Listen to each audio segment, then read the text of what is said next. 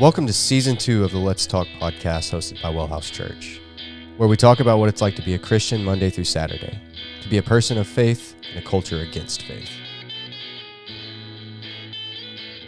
So let's wrap up our conversation about healing. We've been here for a hot minute. We've had 7 episodes on this. You could have almost taken a whole class at this point. So we talked about just general healing, what that means, what that looks like, and then we went into body healing with Abby. What would you say your takeaway from that conversation was?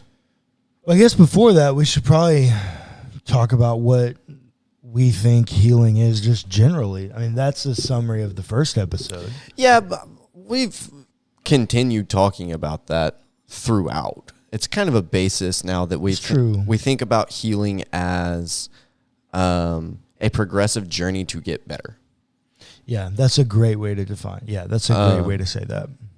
So with that as a basis, doing that with your body. Yeah, or healing the relationship you have with your body, yeah, I think is a huge part of it as well. Because for so much of us in the world, for so many of us in the world, our bodies are problematic in our own eyes. Yeah. And part of that's because culture has told us they are problematic. Right? I need not tell anyone how it might be body issues for African American men in America. Yeah. It's probably not that far-fetched for you to understand how larger bodied people feel shamed in America. Yeah.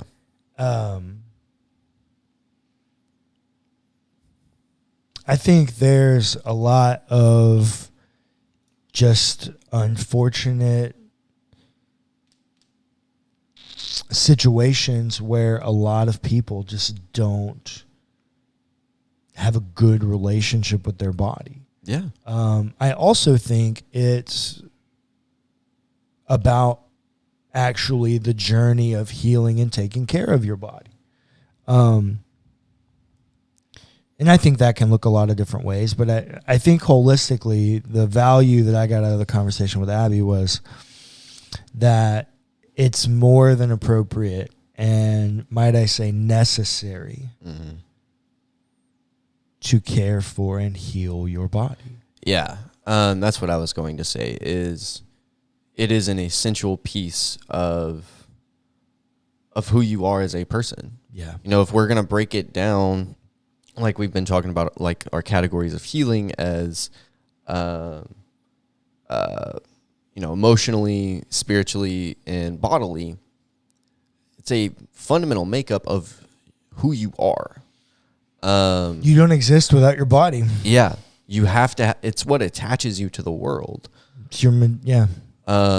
It's incredibly important. Like, I'm gonna go see a chiropractor later today because I'm sick of my back hurting. And like, I need to heal that because it also affects the emotional. Yeah. When your body hurts, when it's not working the way that it's supposed to, you end up not having a good relationship with your body. So yes, there is definitely, I think, an emotional piece to it, but let's also not forget how important it is to actually care for your physical body. Right. And that means drinking water, eating food, right? Yeah. Just like not eating is not a good thing. Right. And just like little basic things that end up helping you heal your body. Or get into a better headspace related to your body. Yeah, for sure. But then we talked about healing from trauma, the more emotional piece of that. I do think there's bodily trauma healing for as sure, well. for sure. And we talked about there's a lot of overlap. Yeah, this is the intersectionality of these three silos that we've created are not. They're not really silos. No, they're kind of. There's a lot of crossover. Yeah. Because you're a holistic, integrated human. Correct. Yeah. So healing from trauma, talking about the importance of therapy, and having people to listen, Yeah. and let you just talk, or process. There's a lot of therapy that's not just talk therapy. Yeah.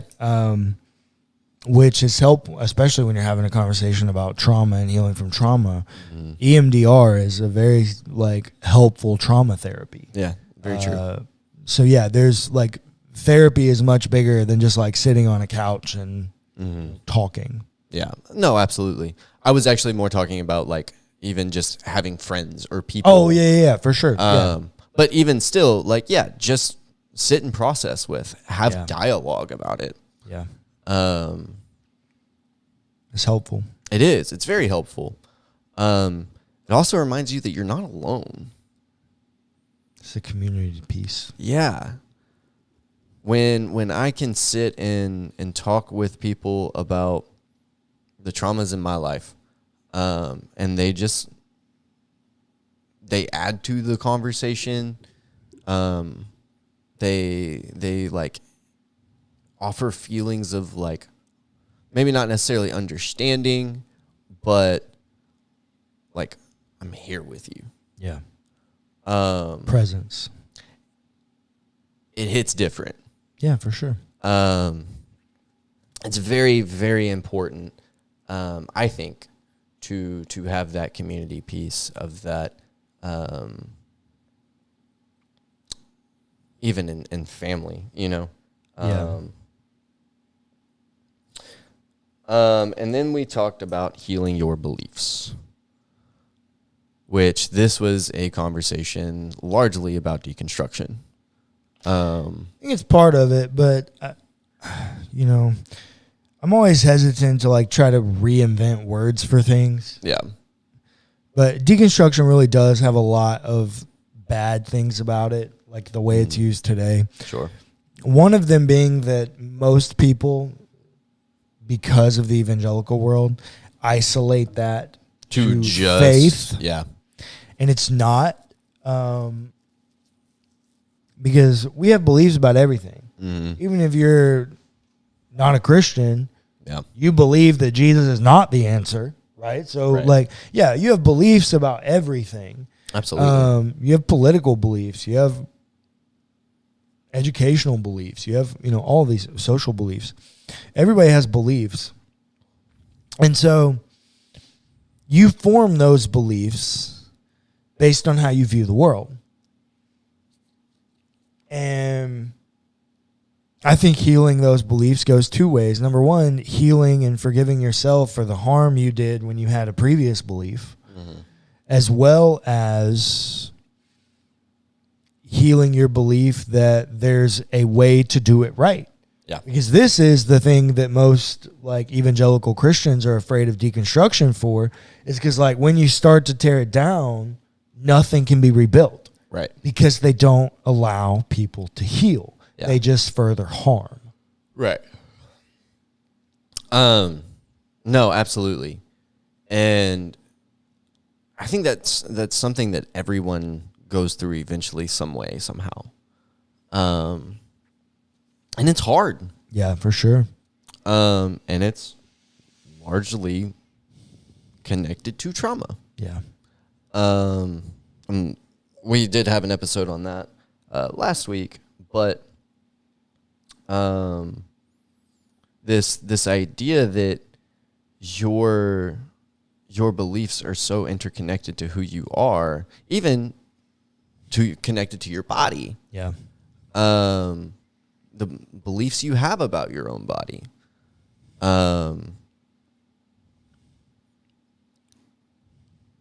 Healing your beliefs is, I I know we're talking about Visio Divina right now, on practicing presence, and that healing your beliefs is probably the central piece of Visio Divina, the way that we're talking about it on there, of like, once I have healed the way that I view the world and the way that I look at things, I can now see through divine eyes. You know what I mean? Yeah, I think that was really important for your journey. Maybe. Maybe. I do think that's an appropriate way to think about it. I do think valuing Visio Divina and divine vision in a new world on this side of fundamentalism, where you were told that was not appropriate, that would make a lot of sense. But to somebody who grew up in an Episcopalian tradition where Visio Divina is practiced, almost weekly, it may not be that revelatory. But yes, that is one way that healing your beliefs. Well, no. The way that we have defined it, not the actual practice itself, but seeing through divine eyes. Yeah, but that's not unique to us. There are people talking about it that way. I mean, okay. I do see what you're saying. But that's what I'm saying. You have to heal your beliefs before you can do that. Well, no, because nobody operates according to beliefs that they think are bad. I mean, heard. And so even when you're in those moments where you don't think your beliefs are bad previous to your deconstruction, you still have the appropriateness to have viewed the world through divine eyes. You just may not get the full picture because you have a broken worldview. Okay. Yeah. So healing your beliefs about the broken worldview. Yes, absolutely. So what I'm trying to get a communicate. fuller picture of seeing the world with divine eyes, for sure. Yeah. Yeah. Then we had an episode on what does Jesus say about healing. Jesus says a whole lot about healing. If you didn't catch that, Jesus spends majority of his time on earth healing. Yeah, going about doing good works, healing the sick, casting out demons, healing the paralytics, healing the lepers, touching people, being in community. Yeah, Jesus was all about healing. So much so that what we talked about on that episode was looking at a scenario in which he uses a metaphor. So he heals somebody, and then he goes and calls this guy named Levi, who's a sinner and a tax collector, that devil. And he starts following Jesus, and Levi throws this big party at his house for all his sinner and tax collector friends, those devils. And these religious folk roll up in their nonsense. Like, how can you do this? Yeah. Like, you supposed to, you can't do this. And Jesus responds, it's not the healthy that are in need of a physician. Mm-hmm. Jesus' response in that moment is one of healing. Right. Now, these are wealthy people who really got no sense of religious morality compass. Mm-hmm. These are sinners and tax collectors, very wealthy, powerful people of the ancient world. I guarantee you that party was lit. Yeah. And Jesus is like, that's why the religious folk heard about it. They too loud. Yeah. And Jesus responds that it's healing. It's about healing. Mm-hmm. Yeah, Jesus had a lot to say about healing. Yeah.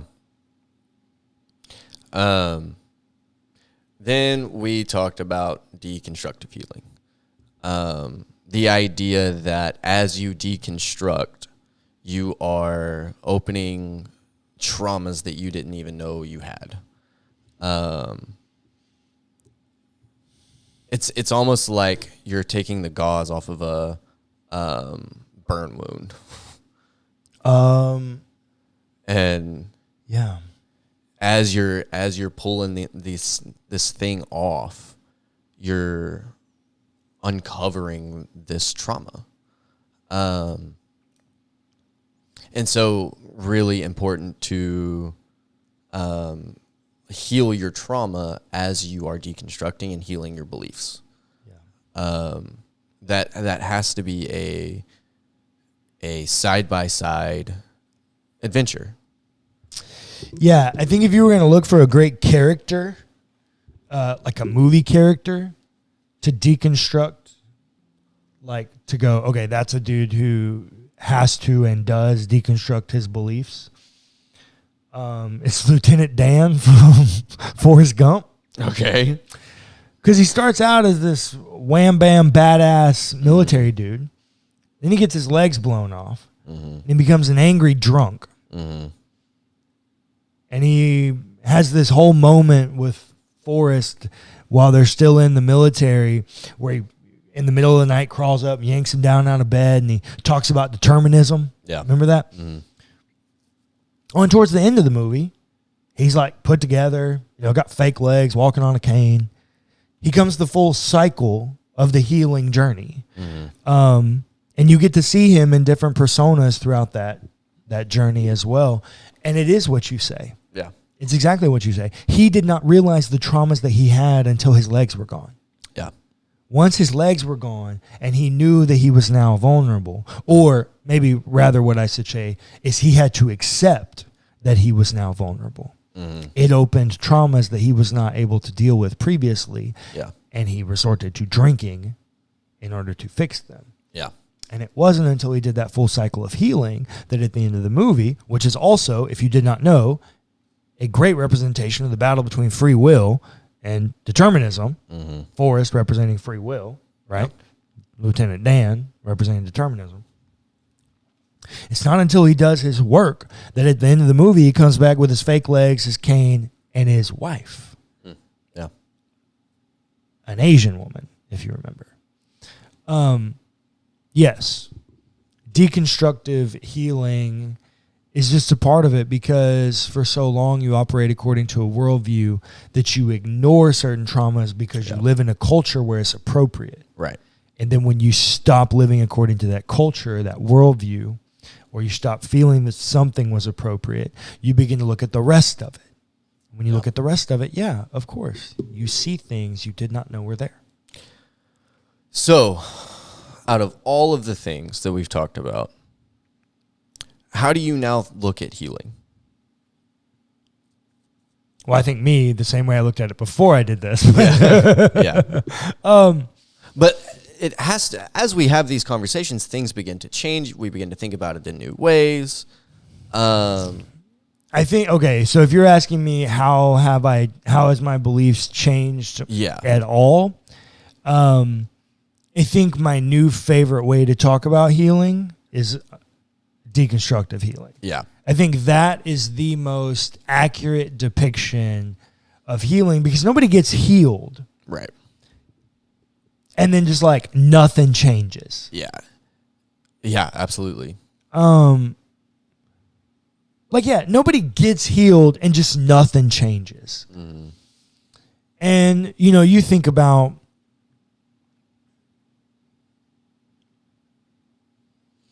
car accidents.